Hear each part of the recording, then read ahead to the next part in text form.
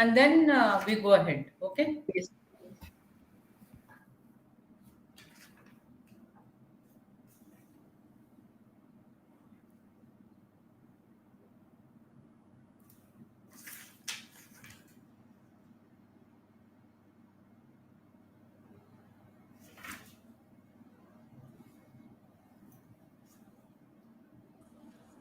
Namaste. I think we're all live now, and it's really nice to see you all here. Um, Very nice. Good afternoon, Dr. Jaya Patil. Good afternoon, Akshat. Good afternoon, Sneha. Yes, sir. Good afternoon to you too. Good Warm afternoon. welcome to this program today. We are very delighted to have you on this program today, sir. Thank you. Thank you. And yes, sir. Basically, as we all know that it is the occasion of National Youth Day and celebrating Swami Vivekananda's birthday. I'm sure it is a very delightful moment for each one of us. And I would like to start with the yes. Yeah. Hello. Yes, I think whoever is going to speak will have to unmute their mobile or unmute their microphone. Yes, sir. So I don't. Sneha, shall we start? Yes, ma'am. Yeah, I would like to start with, on this occasion, a warm welcome to Dr. Mohan T.S., the Director, Gnan Data Labs Private Limited, to deliver a guest lecture on Swami Vivekananda. Sir, we heartily welcome you on this occasion.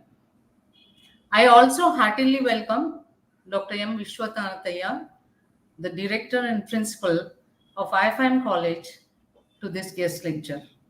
I also welcome the Registrar, Dr. Ramu, who is the Registrar, as well as all the HODs, faculty, and most important, the mentor, as well as the head of the SSC, Professor Venkatesh, and also the admin staff who will be there uh, to show on the uh, lecture.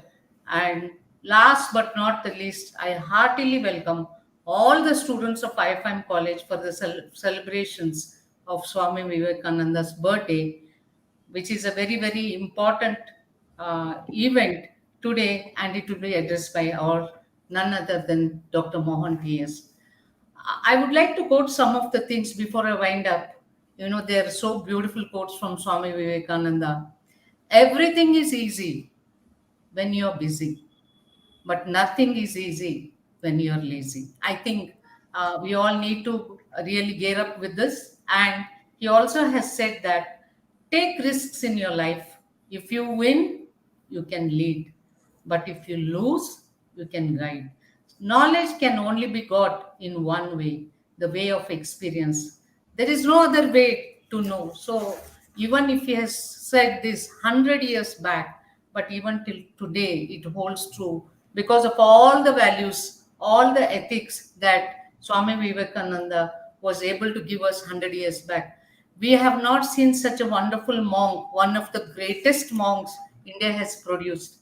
So the whole world respects his principles, his ideals, and let's live according to that. Successive generations have been able to be aware of this great personality. I again warmly welcome each one of you for this wonderful session. Thank you, sir. I ask Akshat to introduce the guest. Take over, Akshat. Thank you, Mom, for this great opportunity to introduce Dr. T.S. Mohan to our audience. Dr. T.S. Mohan is the founder and director of Pragyan Data Labs Private Limited, a 6-year-old firm focused on strategic consulting for simplifying and applying big data and deep learning algorithms, as also blockchain technologies in the verticals of energy management, retail, healthcare, cybersecurity, and life sciences. He also mentors product incubation teams through ideating and innovating workshops. He is an alumnus of the Indian Institute of Science, having obtained his master's and PhD in computer science from the erstwhile School of Automation now the Department of Computer Science and Automation.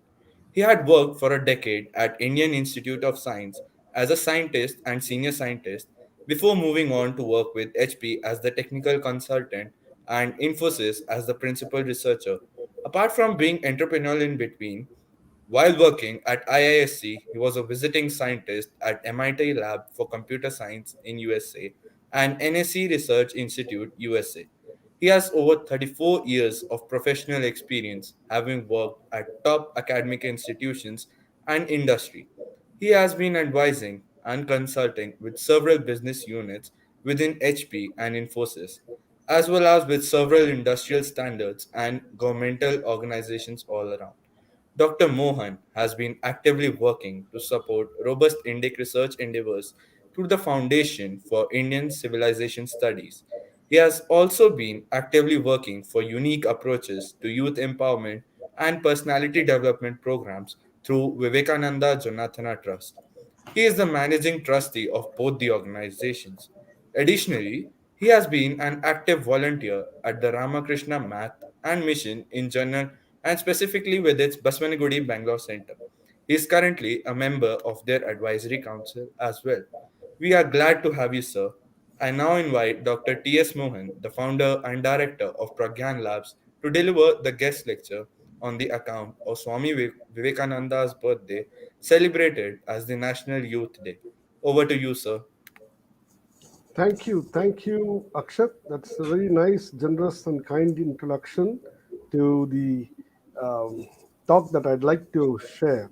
In fact, I would like to thank IFIM College and the Business School for this opportunity to share my thoughts on Vivekananda and business leadership with the youngsters who are wanting to make a mark in life, make a difference in the society, and then to be able to bring out a positive change all around. So, thank you all for this opportunity. Of course, today is National Youth Day, and National Youth Day is the birthday of Swami Vivekananda. The big question that many of us will ask is, what is National Youth Day for? Who is Swami Vivekananda, and why are we right now talking about him in a business school? I Very interestingly, it's very interesting for me because I happen to be a professional scientist or other scientist by profession who right now is running a small startup consulting firm, right? Why am I talking in the business school? That's a very interesting thing, right? Of course, the when Professor Venkatesh approached me, I felt very honored because I get to meet young minds who are not in the same kind of thinking that I'm used to, right? And that's very interesting. What do I bring to the table?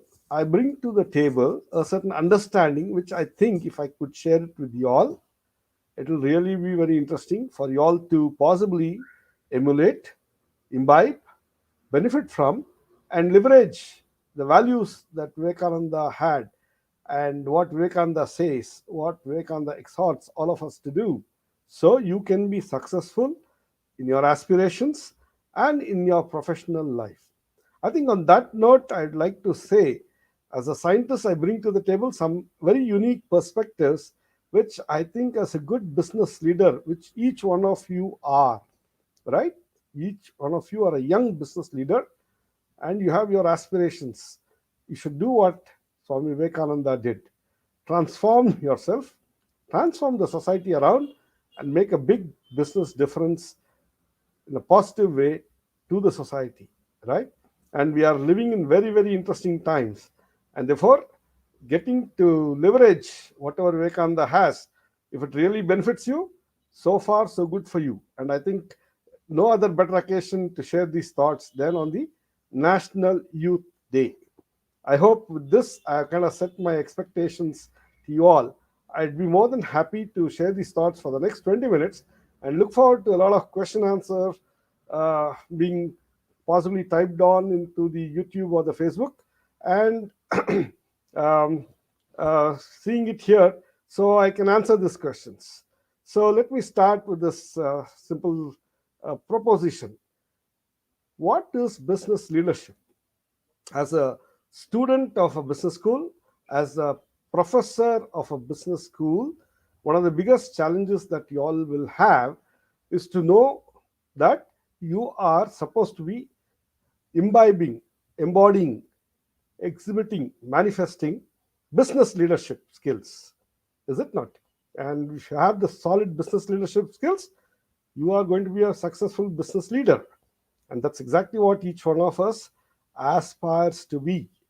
Okay, so let's get going on that. So, um, I think we have a very interesting proposition here, which is to say, maybe I should just go to the last slide, which is what I wanted to bring about, and let me share that. So, everybody has heard about the Harvard Business School. Why? Because it's supposed to be a top-rated business school in the American setup, American continent, and they talk about very interesting things. What are those traits which sets apart top business leaders from the rest of the business leaders who are everywhere all around the world, right? So there's a research on what traits mark these top business leaders, and there's a very interesting write-up which, if you can let search on the internet, you'll get this article. Okay, and I just want to share with you that I happened to come across this article, found that almost all traits and much more than that are something which Vivekananda has been talking about or has been living as a living example more than 125 years back. And that's very, very interesting for us. Why is it interesting for us that we are talking about Vivekananda, somebody who lived 125 years back, right now? Okay. And the reason is very simple. If a Vivekananda could have those traits, and he says that those traits are all within you, and he has been pushing us, arousing us to manifest those traits, why not just do it? And if we do it, we should be as good as the top business leaders that these Harvard Business School people are talking about. Isn't that interesting? Well, this was the last slide, but I'm going to bring it. We come back to the slides that I have put up, simple ones. So here is the slide number one, or the top of the six traits, right? Trait number one is simplifying life. If you look at Vivekananda, he is all about change. He is all about transformation. He's all about problem solving. He's all about doing what is really, really good for the society around. And isn't that what a business leader is supposed to do? If you look at him, he kind of says, in fact, I just want to share this very interesting book that is going to be given to you. I suppose, let me just bring this up here. It's called Vivekahamsa, and there is a book, and this book is called Viveka Sanchalana. Okay. And this has in it very interesting collection, maybe about 30-40 pages of the sayings of Swami Vivekananda. Swami Vivekananda's teachings, that's what it's called. And a good collection. And if when you get hold of this book, which you're going to be given, I suppose, you should ask, okay, fine, let me go look at this number one trait, simplifying life and simplifying problem solving. This is what business leaders do. What they do is they get a grasp of the problem that they have at hand, a good grasp, full of clarity, right? That's what they do. And what does Vivekananda say? Vivekananda says, this is the kind of trait that is already there in us. So why don't we bring it out? How do we bring it out? The way we bring it out is very simple. We need to look at life comprehensively. We need to look at life to understand what is the purpose that I've come to bring about. What is the purpose of my life? What is it that I'm going to do in my life? If we can get a hang of that, it's so much more easier to build up that business trait of having clarity in looking at the problem at hand and then to be able to solve the problem. That is trait number one. Okay. Now, one of the things that Swami Vivekananda always used to do, I'm sorry, is to embrace reality. Why is this important? The biggest challenge for any business leader is to ensure that they are authentic and honest to themselves, right? They are authentic and honest to the reality around. They have to look at the reality for what it is. They cannot afford to delude themselves into believing something else is the reality. Why? Because the thing that differentiates them from the rest of the world is the ability to really look at reality for what it is. And how do you achieve that? And this is where Vivekananda comes into the picture, right? Vivekananda essentially says, unless and until you step out of your own little world, right, and then dedicate yourself to transforming yourself to become a better human being, you will not be able to embrace reality. And in the process of transforming yourself, what do? You help others transform around you. How do you achieve this transforming others around you?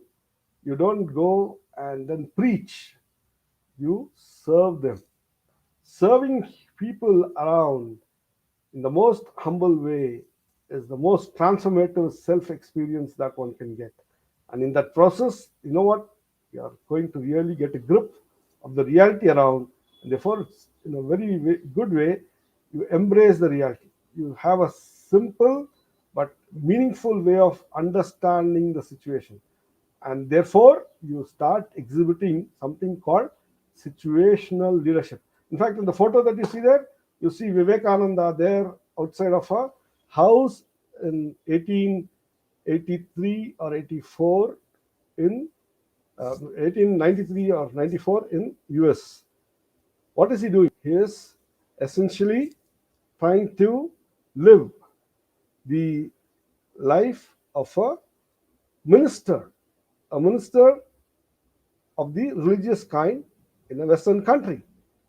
And in that framework, he was able to adapt and then transform and then deliver the message of the universality of the Vedanta. And in the process of doing that, he had that one big business trait that many people aspire for, an entrepreneurial trait of embracing reality and being successful at that. Very interesting. Let me go to the next trait. Okay, manifesting your true self. The biggest challenge for most business leaders is the moment they get success, the success gets into the head, then they lose their level headedness. They become self centered. They just do not understand that there's a purpose for which they have come, and that purpose has to be attained. Now, how does one go about getting this confidence, this humility, this empathy, this energy that typical successful business leaders exhibit? Well, in case of Vivekananda, and what he tells us is this is already in us. Just that you need to tune into your true self. The moment you tune into your true self, all these things manifest themselves automatically. You don't consciously, explicitly say, I have to be confident. You don't consciously or explicitly say, I have to practice humility and do a fake job there. You don't do a fake job trying to be empathetic when actually you're being narcissistic, right? What is the biggest challenge with business leadership in the contemporary world? 90% of them just don't understand these terms at all. And what does Vivekananda say? He says, okay, don't worry, don't understand the terms, but at least be your true self. The moment you are your true self, you have all these come out automatically. Vivekananda, within the age of just 39 years, was able to set the whole of India on fire, right? The right kind of confidence, the right kind of humility, the right kind of empathy, the kind of soul stirring that he did in so many Indians of our times is amazing. And not only did he do it here, he went around the world and he did it the few times that he went around. And that is what's the mark of a true leadership is all about, leaving an impact that is still reverberating in our midst 125 years after they had been exhibited. That's what manifesting true self is all about, right? So let's go to the next state. Living the Vedanta values. Very interesting. Now, Vivekananda spoke of the value of understanding our heritage, living our heritage, knowing the universality of our heritage. And that there's a name for it. It's called Vedanta, right? And this Vedanta is for the entire humanity. Vasudhaiva Kutumbakam. I'm sure you must have heard that phrase, right? The entire world is our family. However, while the entire world is our family, it doesn't mean that we have to become complacent. We have to become stupid and silly. We have to ensure that the universal values, the universal Indic values that Vedanta is what gets practiced and lived by us, just so others can see it, they can practice it, they can benefit from it. And it sets very high standards, right? Living Vedanta values is what true leadership is all about. Setting high standards and getting everybody to be inspired to follow it. And Vivekananda did it. If you look at our freedom struggle and look at every leader, you will find that they all acknowledge the impact and inspiration that Swami Vivekananda had in their lives. Every freedom fighter. Take Bal Gangadhar. There are so many unsung ones, right? Bal Gangadhar Tilak, Aurobindo, right? Of course, Gandhi. There are so many of them who all acknowledged what Vivekananda was. And that's what leadership is all about. You talk what you are living. And what you're living is going to help people be set on fire. Why? Because there's a common cause that needs to be achieved. And for business leadership, there's a common cause. And that is the positive development of society, and therefore through that you get your profits, you get your impact, you get to raise the standards of the society. Okay. And then of course there is the most other interesting trait. It's called focus. And this is something which all the students would want to emulate, right? He says, and this is very important, focus. Think of your one idea, dream of it, live it, leave every other idea alone. That is the way to success. Do you get that? As a business leader that you are aspiring to be, as an entrepreneur that you want to be, the big thing that you need to do is to have laser sharp focus. And when you get laser sharp focus, you'll find that your successes are coming to you as a matter of your right. You don't need to even talk about entitlement. It happens. It happens for you, right? If you think yourself strong, strong you will be, says Swami Vivekananda. If you think yourselves weak, of course, you'll be weak, you'll be a failure, you'll be miserable, you'll be dependent on others. True business leadership is all about these traits. And this is what Vivekananda is all about. And on this very important National Youth Day, you'll find that Vivekananda has been inspiring so many of us to not only get a degree from a college, but to solve the problem at hand. What is the problem at hand? We have to work hard. We have to bring out the best in us. We have to know how to earn money. More than earning money, it's creating wealth. As a business leader, you are supposed to be creating wealth. As a business leader, you should aspire to run your own business and be a leader in your industry, right? That's exactly what Vivekananda keeps telling in so many words. And I think there's so much more of Vivekananda that's relevant to all of us in our country than ever. And why Vivekananda? Is he just one personality? No. Vivekananda is a representative, the best representative of the cultural heritage that is running in your blood. It is yours. The problem is nobody has told you all this perhaps earlier. It's for you to know that you are the one who's possessing the Vivekananda inside you. You just didn't know that there's a Vivekananda inside you. You have to bring out that Vivekananda. And when you bring out that Vivekananda, what happens? In the endeavor that you're getting into, your business skills, your business leadership skills, your technology skills, your ability to go to the market, your ability to understand your customer, your ability to manage your finances, your ability to look at the so many challenges and obstacles that will be thrown up. All of that becomes a smooth ride. Of course, life is full of challenges.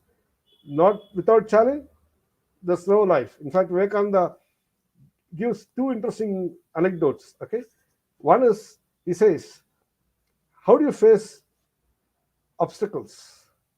So there's one very small interesting story. Vivekananda was walking in the streets of Varanasi one day, and then a bunch of monkeys started chasing him for whatever he had in his bag.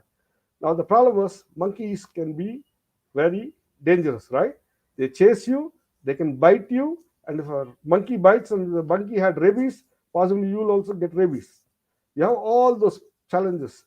But then, when Vivekananda started running and the monkey started chasing him, there was one voice that he heard, and that was a voice of another sadhu who was there on the streets of Varanasi that day. And that sadhu said, "Don't run, face the brutes." And what Vivekananda did was immediately adapt and emulate that idea. He said, "Okay, let me face the brutes." And the moment he turned around and looked the monkeys, the aggressive monkeys in their eye, they kind of shrank. They backed off. They left him alone. That is a message for life that Vivekananda used to share with so many people. If you think you have problems in life, don't run away from the problems. Turn around, look at the problems in the eye.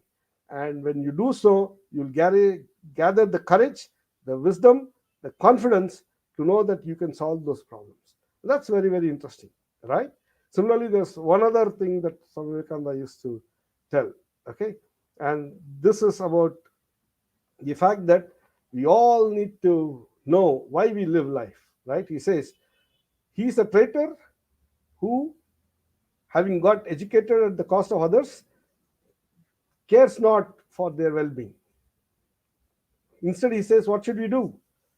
We not only should help ourselves become better human beings, the purpose of becoming better human beings is to help all the other human beings around and help them become better too. How do you do that? Not from a pedestal of being a leader or being somebody who will look down upon others in a condescending way and say, look, you know what? You people don't know. I know how to do it. Just follow me. It will happen. No, that doesn't work. You'll have to do it with humility. You have to know that you are there to serve the other human beings so they can become better human beings. Your job is to serve, not to boss. That's a very interesting leadership lesson that Vivekananda talks about. And that's something which, as business leaders, you all have to emulate.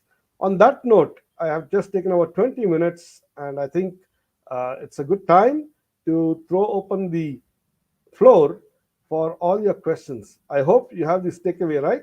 The messages that we need to have, which are the 6 traits that top business leaders have, which sets them apart from the rest of the world. And this is something which Vivekananda embodied. This is something which a lot of leaders in our cultural heritage, if you look at Indic cultural heritage, every leader has been embodying these kinds of traits. And in the world of business, it comes out so much more easy. In fact, that's one of the reasons perhaps why India is so successful in the businesses, despite the tragic shortcomings and difficulties that we have. Okay, and that's one of the reasons also perhaps why Indians abroad, Indians across the world, bring in their unique leadership skills, and now they are heading a lot of the big firms, especially in the world of information technology, right? Sundar Pichai, Satya Nadella, right? Parag Agrawal, whoever it is, they bring in a lot of leadership skills which are intrinsic to them, to the world, and through that they serve the world at large in their own business way. So on that note, I'll say a big thank you to all of you for having listened to me, and I'd be more than happy to take questions. I understand that questions will be typed on the YouTube comments or on the Facebook comments, and as and when they come, I'll be able to take them up and then I'll be able to answer.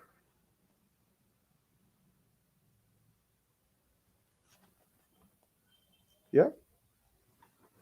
So, any questions? I haven't seen questions come up, so let's see. So while questions are coming up, let me also take a few things and share with you all how I got influenced by Swami Vivekananda. Okay. Now, one of the big things that we all have, and one of the big things that we always tend to do is, in life, we want to aspire to become someone who can really make a difference, right? Okay, here's a question that Gauramma has, and yeah, sir, what is the first step to change the world? It's a beautiful question, very nice, small, crisp question, and Gauramma has this for all of us, I suppose. And the question kind of says, so uh, um, what is the first step to change? And I think the first step to change the world around is for us to change ourselves. What does that mean? It means that if we are able to change ourselves for the better, that ability kind of naturally radiates out. And when it happens, you'll find the people who are ready to change, who are eager to change, who are looking out for the change, who are able to be influenced by what you are, they pick it up and they change.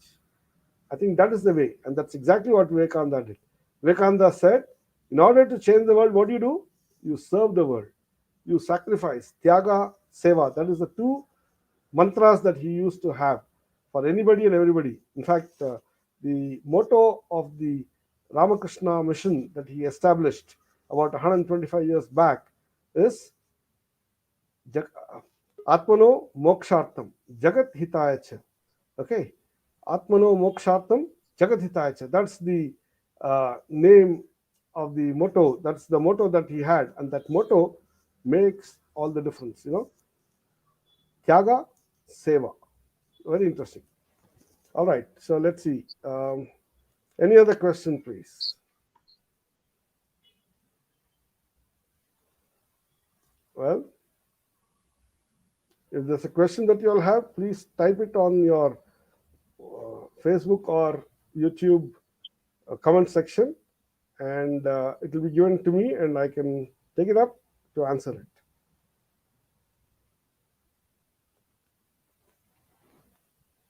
All right. So here's something.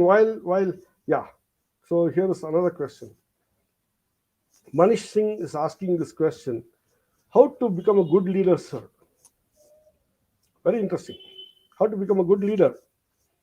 Well, if you think that you want to become a good leader, you need to be a good leader within yourself. You have to be a good leader to yourself. How to be honest, if you were to ask, right? The question is, you have to be honest to yourself. If you want to be the change that you want to see around, then you will be successful. If you want to see change around you, like for example, if you see corruption around you, then you will have to help overcome the corruption by being straight and honest, right? And when you do that, you'll find that it comes with a lot of challenges, a lot of costs, lots of difficulties. Doesn't matter. That's what your confidence is all about. That's what leadership is all about. And when you bring in that kind of a change within yourself, people start emulating you. And when people start emulating you, what are they doing? They are following you. And when they follow you, you are a leader. That's what a good leader is. That's what a natural leader is, right? You must have heard about Tulsi Gowda. Do you know who she is? She is a person, perhaps an illiterate, a tribal, somebody who went and brought about change by doing what is needed for the environment, right? But then people started noticing her. They started emulating her. In fact, she was given a Padma Shri recently, right? That is true leadership. That's good leadership. You don't need a degree. You don't need education. You need to live a human being's life. You need to be a proper, normal, solid, straight human being. That's what good leadership is all about. Very good. Any other question? Yeah? Okay. I have a few questions that was asked earlier, and I'll perhaps take one such question from that list, and I'll be posing it to you all and I'm answering it myself. But I would like to strongly encourage you to ask questions, because the way we all go about trying to learn is to ask. We have to ask questions amongst ourselves, then ask questions around, and then hear the perspectives. In fact, there's a very interesting term that Swami Vivekananda used to say, right? He used to say that you need to hear. Shravana, Manana, Nididhyasana. You have to hear. You have to think about it, what you heard. Then you have to internalize it. And that's what true leadership is all about. right?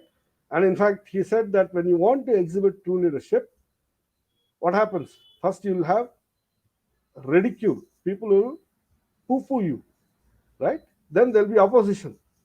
Then they'll say, no, no, no, we do not allow you to do what you're doing. We cannot go forward with it. They'll oppose you. And then when you still succeed because you're just being your true self, then they'll accept you. So there's something called ridicule, opposition, and acceptance. That's what business leaders do to bring about change management within their own organizations, within their own campaigns that they conduct from time to time, and within their own businesses. Okay, here's another question. Annapurna from first semester BBA is asking how to control our anger. It's a very interesting question. I'm sure almost everyone, especially youngsters, are a very angry lot. Am I right? Because the world will promise them the moon and say, you know what? You are the greatest person on the world. Just go. The moon is all yours. Take it. And then they fail in their aspiration. And when they fail in their aspiration, they get very angry. And when they get angry, what happens? Anything and everything around them takes the hit. The mobile is in the hand, the mobile will fly. If the teacher is there, bad words will fly from the mouth of the student. If there are books around, it will all be strewn across in the home. Sakaitu nange, ododu nange veda.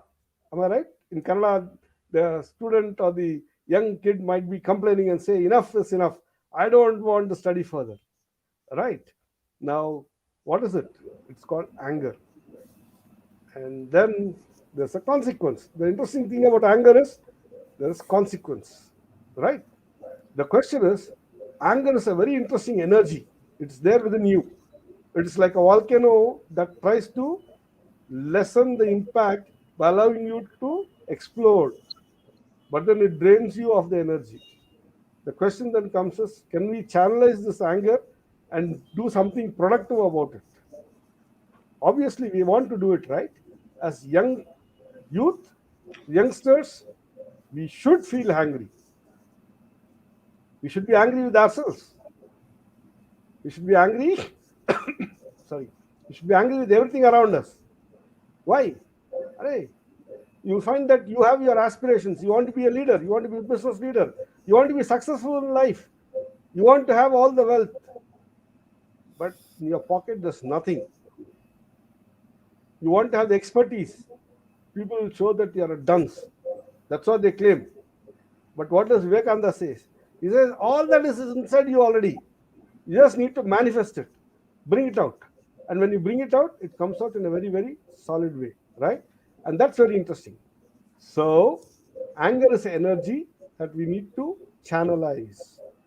And how do we channelize? We need to know that we should not allow it to be destructive, but we have to make it constructive. You know, it's like the water. Water comes off a waterfall and crashes into the rocks below. It breaks the rock, in fact.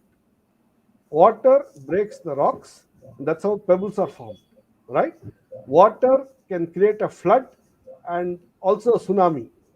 Water can be dammed and it can generate electricity. What should we do? We need to know how to manage ourselves such that we can turn this energy that is deep inside us, energy of anger, due to a lot of contradictory aspirations that we will be having, into something productive, which is to achieve our business goals and enable us to show business leadership, right? To enable us to become, bring out the Vivekananda within each one of us. That's what we should do. How to do it? Vivekananda himself gives a lot of solutions. For that, what you need to do is, initially, of course, you need to take a book like this, Vivek Hamsa's Viveka Samchalana book. A lot of very interesting passages are there to read. That is one. Second, go Google up or internet search.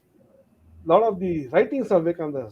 In fact, there's 9 volumes of his works of Vivekananda. Beautiful articles, beautiful lectures, beautiful letters that he has written. Something, if you read, your own heart expands. Your leadership capability expands.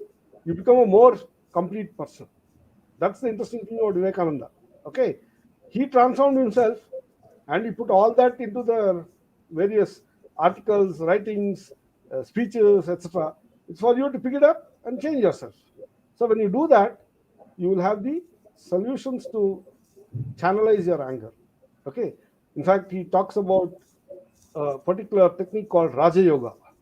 How to do Raja Yoga such that you are in control of yourself, not in control of just anger alone. There are so many other emotions which are there.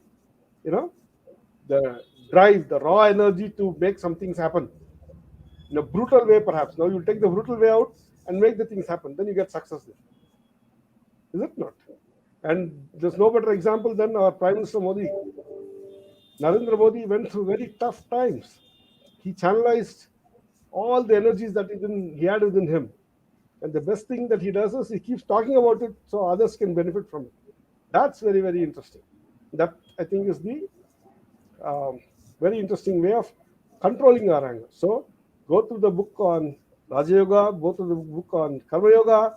You will find very good techniques to channelize and control your anger. Okay, there are a couple of more questions that has come, and I want to bring them. Sir, Yeah. Sir, I Yes, would ma'am. like to ask you something like Swami Vivekananda always stood for peace, the whole world knows. But Yes. why is it today we are so restless? Either you look at there's no peace within nor Mm-hmm. outside. You can Wonderful. find there are so many conflicts in the world going on as well as even among the individuals. Sir, is there any solution there in Yes. coming years? Is it Right. possible that the world can see the peace? Beautiful. Beautiful. In fact, the biggest challenge for a human being, for any human being, for the past 10,000 years has been to search for and obtain the peace. In fact, very interestingly, in our Vedic heritage, we call it the Shanti mantras. You would have heard this thing called Om Shanti Shanti Shanti, right? Now, what is the Shanti all about? It's all about peace. And why is this peace important? Because once you are really truly peaceful, you're harmonious. And when you're harmonious, when you set your mind on doing something, you easily accomplish it. And who says this? Not just Vivekananda. In fact, there's a very interesting book. I don't know how many of you have read this book. I think it's the world's #1 bestseller. I don't know if you know about that. And the book is called Bhagavad Gita. Okay? And very interestingly, Lord Krishna answers this question to Arjuna. Okay, how do I get peace? That's what Arjuna asks Krishna. The joke is, where is Arjuna asking the question? In the middle of the battlefield. Okay, everybody is right to kill each other. At that time, suddenly Arjuna remembers and asks this very profound question: how do I get the peace? And Krishna says, yeah, it's very interesting. You see, that's where Krishna is so level-headed. Huh? He says, you want peace? I'll tell you how to get the peace. First step is do your duty, because right now you're in the middle of the battleground. You have to do what you want to do. You have to fight. What kind of fight? And this is where Madam Jazz question comes in picture. Everybody is so violent. Where's the question of peace there? Right? You have to fight the battle in order to be able to establish the peace. And when you mean what you mean by saying fight the battle, it doesn't necessarily mean you have to be violent. You necessarily need not be brutal at all. You got to fight the inner demons that are there within you. You know what the inner demons are? Laziness, a certain narcissism, right? A certain selfishness that ensures that only you and you alone will be successful. Everybody can be failure. You fight those battles there, and that's what Bhagavad Gita is all about. You'll find that when you care for others, which is what Vivekananda says, be good, do good. That's what Vivekananda says, right? When you be good and do good, you'll find that you have to fight the battle within, and then you bring the peace around. And once you bring that peace, you'll find that it is contagious. But then it has to spread. You will have to put in the efforts. The problem is we don't want to put in the efforts. We don't want to bring in the peace. Because in the world, there's always the churn. There are people who are so dissatisfied with themselves, who are full of contradictions, full of brutal thinking and brutal, energies, and we are allowing them a free pass. You're allowing them to do what they want to do. Who's responsible for it? We. Are we peaceful? We are not peaceful. So let's put in efforts to transform ourselves and the people around. That's what Vivekananda has been telling all the while, right? In fact, he says, Shrinvantu Vishwe Amritasya Putra. He says, awake, arise, stop not till the goal is reached. And what is the goal? The peace that you're talking about. Okay. And that's why it's so very interesting and inspiring that when you ask questions, it provokes me to answer them the way I understand Vivekananda. Okay. So I hope I've answered your question, ma'am. And you will go now spread peace everywhere. Of course, you will be spreading peace within yourself, and you are all there to receive it from you. Okay. All right. Here's the question which I want to show, which um, um, Priyanka, no, sorry, not this. Yes. Yeah, this is a question that Anika has asked. How can I control my mind? Very interesting. How can I control my mind? I want to control my mind for what purpose? That's the question that we should ask, right? So, in that one question, there's something very intrinsic. What is the intrinsic thing? I have a mind. The mind is not controlled. The mind is actually becoming obstacle. Why is it an obstacle? Because I want to achieve some aspiration, and that is not allowing me to get that aspiration. Therefore, the mind is a problem. And what do I want to do? I want to control the mind. Good question. So, how do you control the mind? Vivekananda says, look, this is not something which is very, very new. This is a question that has been posed for more than 10,000 years, 20,000 years. Who posed it? Anika's own forefathers, grandparents. They have been working hard on that. It is not something new. In fact, they have worked hard, they have partially succeeded. And the best part of the story is that success is already in Anika and lot of her friends, you and me included, right? The ability to control our mind, to be able to channelize the mind, to be able to achieve what we want can be done. Just that we need to expand our horizons, understand the reality around, leverage our heritage, because half of the work is already done. The other half is what we need to do now. And therefore, we control the mind. Once you control the mind, what happens? Then the whole world is on our fingertips. What is success comes out so natural. What aspirations you have comes out so natural. Then what's the problem? It's so easy to do it, is it not? So that's the way to control the mind. So here's another question that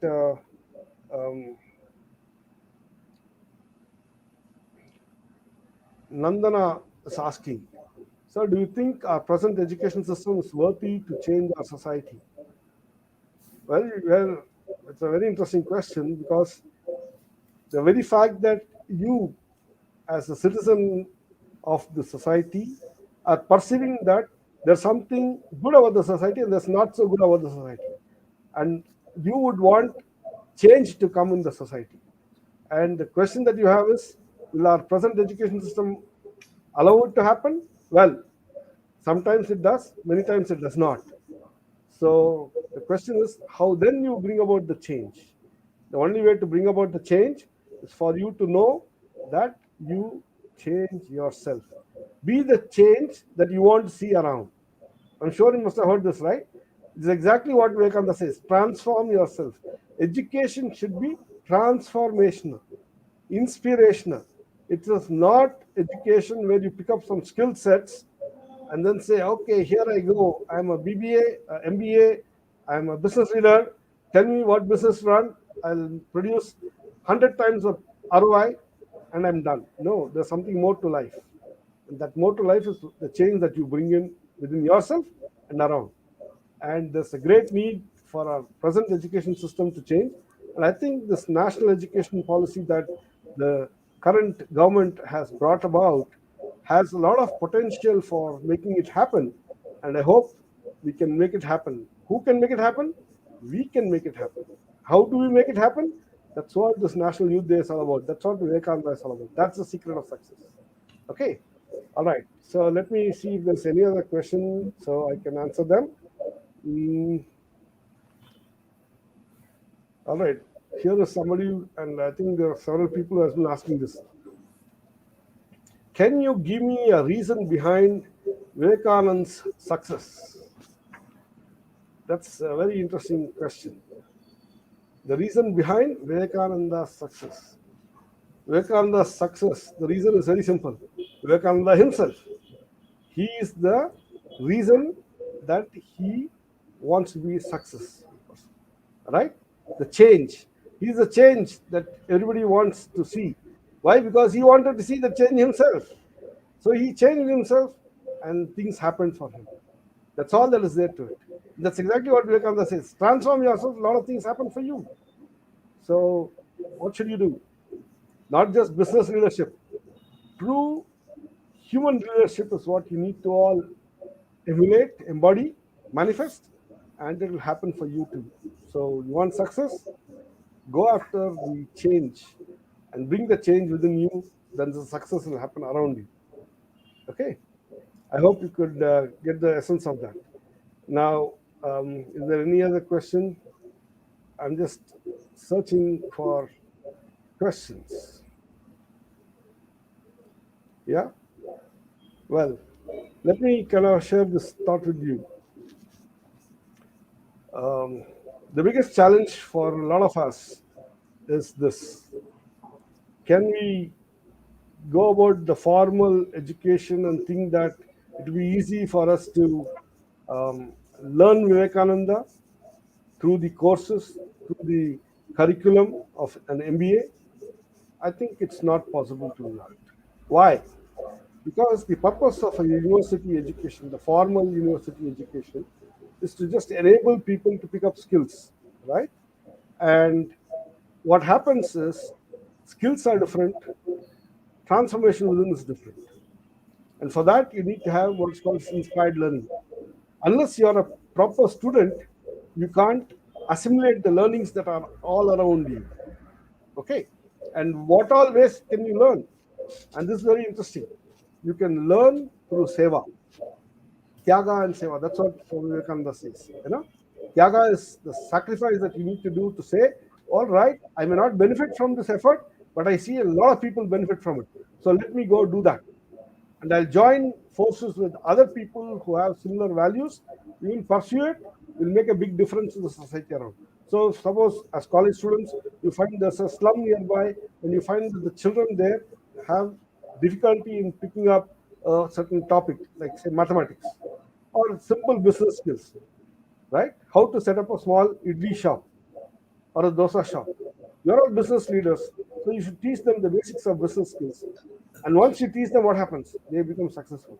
Actually, what are you doing? Are you going to take an equity in their company or in their efforts? No. You're going to do sacrifice. You're going to say, listen, you be successful, that's enough. Seeing you successful, I'll be happy. Is it not? That is tyaga. To make those persons get those skills is what seva you do. Tyaga seva. That's what Vivekananda says. Right? That is one way of going and serving, samadhana. The another way of doing is to transform yourself internally. Get a certain set of values. Come up with a very interesting everyday routine. It's called adhishthana. The moment you set up a routine for yourself and then immerse yourself into that routine every day, you'll find that after 50 days, 60 days, you change your habits, core habits. That's a very interesting change. That's another way. Third is if you pick up music, right? Especially in the Indian heritage music that exists, the efforts that the people put in to learn this music, system, either Hindustani, Carnatic, right? It's amazing. Not just music, arts, the dance forms. Beautiful opportunities to learn. Third, fourth is say you would want to do activism, climate change activism. You don't directly go struggle, do a dharna on the street and create a mess around. Instead, you do the constructive aspects of it, right? You go talk about energy efficient way of doing things. You talk about good habits of using energy. You talk about good habits of eating, good habits of using water effectively. There's so many of these habits which are simple. Bring in the transformation in your life, bring in the transformation to the people around you. You are actually a climate change warrior, right? You talk about justice. You bring in the change in yourself and you bring the change around you. Then social justice is served. These are the constructive ways in which Vivekananda wants us to help manifest our inner energies. And I think that's a secret of success. Okay. There are some more few comments, and I think we'll be coming to the end of this program. Um, of course, there's, um, yes, yeah, there's a question that's come up. Maybe this is the last question. Krishnendu Krishna is asking this question. Um, Sir, can you say how a person can change world with his ability? Beautiful question. It's again coming down to what Vivekananda has been saying all along. You develop the ability to change yourself, and when you live those values, you'll find that others want to do that themselves. And I'll give you a best simple example. Okay, so here is a very interesting movie director by name Vivek Agnihotri. He used to produce some short documentaries and all. Now people say, fantastic, I would like to also become a movie director. I want to learn the techniques of it. So what did he do? He says, okay, fine, I'll conduct a program on the YouTube during the Corona lockdown time so that one can become a director. But then there's a certain set of values that he embodies. When you are going to be a student, you have the urge within you to go pick it up. But then you have to do your part. Is it not? And if you go look up the Vivek Agnihotri timeline on the YouTube or on the Twitter or whatever, wherever it's your social media, you'll find that he has put all these kinds of things. So you can change yourself because you are following a person who has changed himself. That's the secret. That's what Vivekananda has been saying all along. That's what our rishis have been telling all along. Rishis, Rishikas, and others. So you can do it. Okay. So that's a very interesting thing. All right. So, um,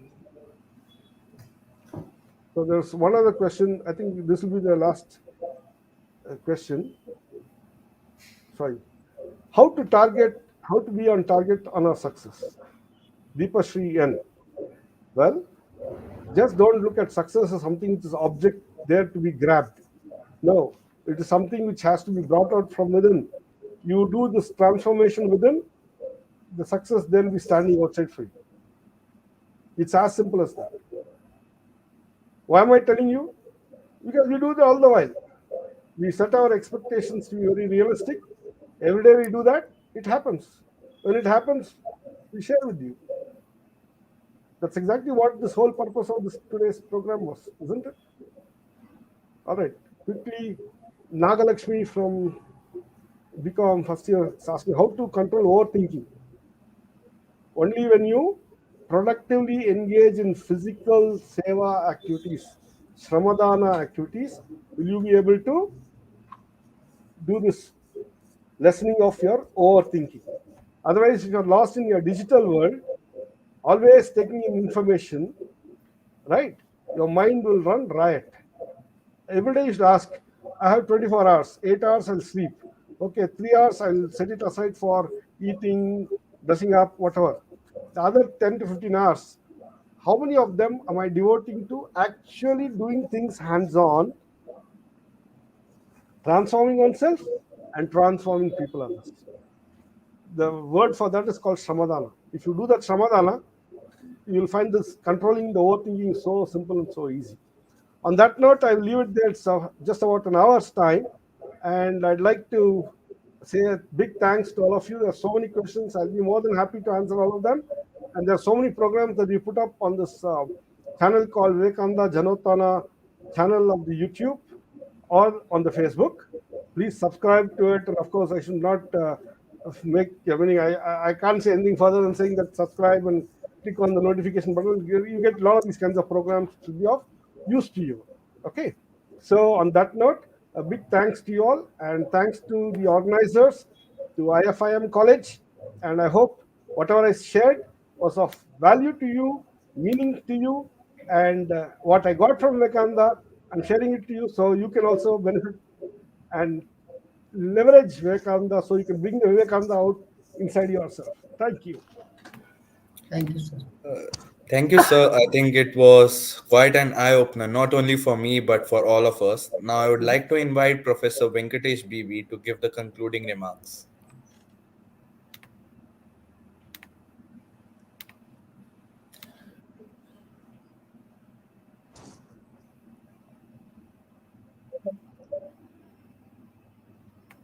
Sir, you aren't audible. I'm audible. No, Professor Venkatesh BB. I think you have to unmute yourself. No, we are not. We are not able to hear you, Professor.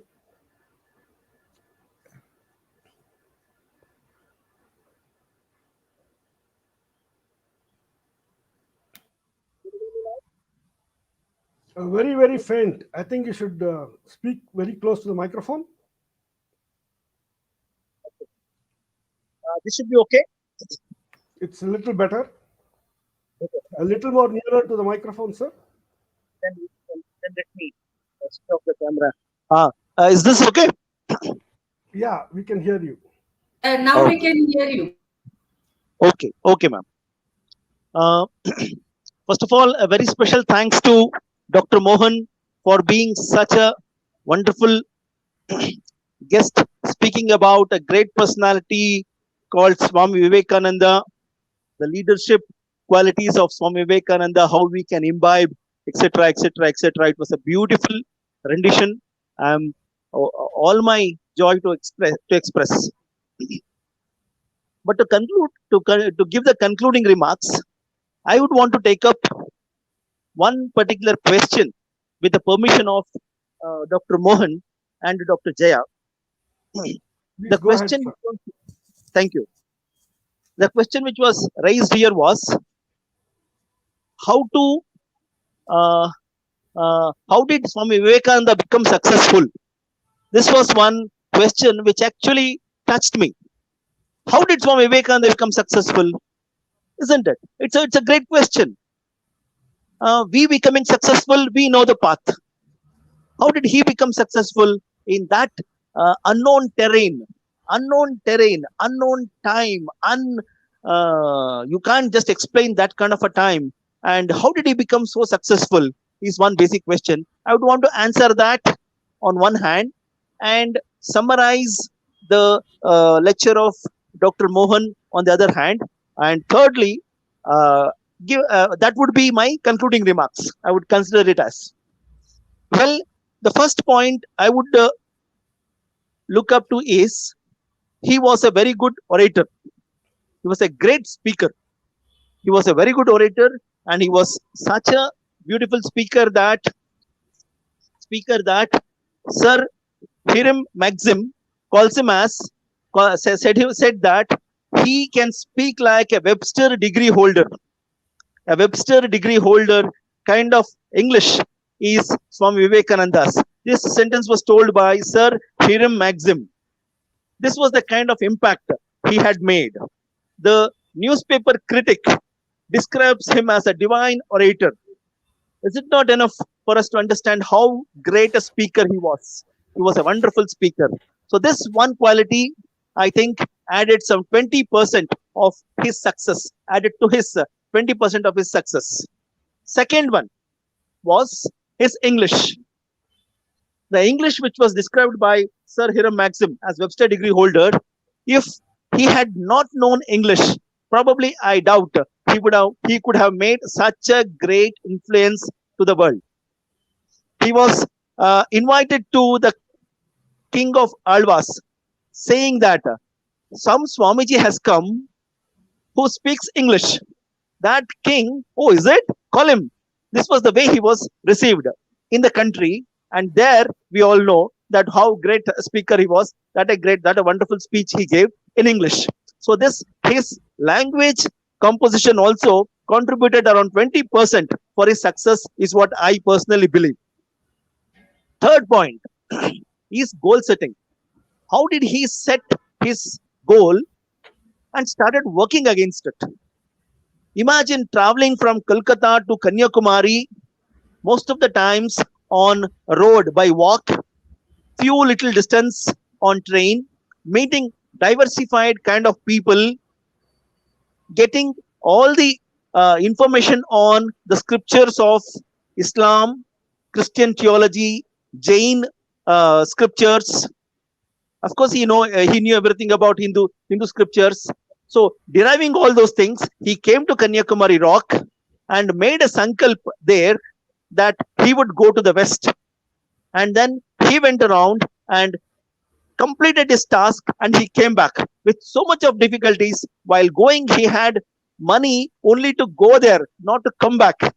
Here at least he had known people to ask for, but there, if he had lost the match, who would have sent him back?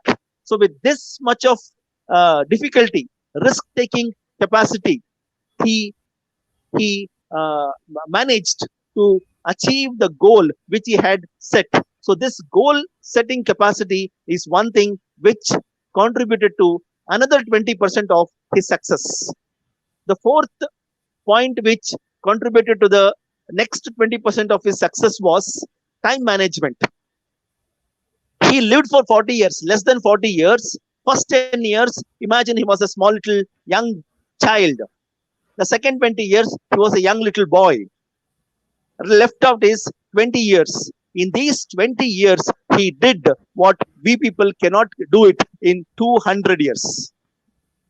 This was the kind of time management he followed in his life and finally reached his goal of uprooting, to start a fight against the two enemies of this country, according to him. Number one, poverty. Second one, ignorance. So this was the basic concept which he worked upon and he accomplished to a great extent. And lastly, but not the least, the way he trained his mind in his younger days through meditation. You can Google. There are many stories which talk about he using meditation as a play. Meditation was his playtime. So there are there are stories there. Your guru, Mr. Google, will help you on these things. You can check. When Sachin Tendulkar holds his bat, when MS Dhoni holds his bat and stand on the crease, in front or behind as a keeper, the whole world looks at them as they are playing. For them, for other players, if they are working, for these two guys, it is meditation on the ground. That training of mind helps them to has helped them to reach that level. The same training of meditation helped Narendra to become this great man, Swami Vivekananda, whom we are talking today, whom we have not seen, who is not our uncle or Dodappa or Tata or Mutata, no way connected, but the whole country, the whole world is talking about this great man only because of his success through oratory skills, this control over the language, goal setting, time management, and meditation. So this I would place humbly as my concluding remarks, thanking Dr. Mohan for being with us with his beautiful insight on Swami Vivekananda's life. Thank you so much. Over to Akshat. Sir, Thank you, Dr. just before Akshat, sir, I would like to really thank you from deep of my heart. It was a wonderful, wonderful response from you for such a wonderful question. And we are really deeply touched, which we didn't have so many ideas about what really Swami Vivekananda stood for. I really salute you, sir, for the wonderful answer you have given. Over to Sneha to give the vote of thanks.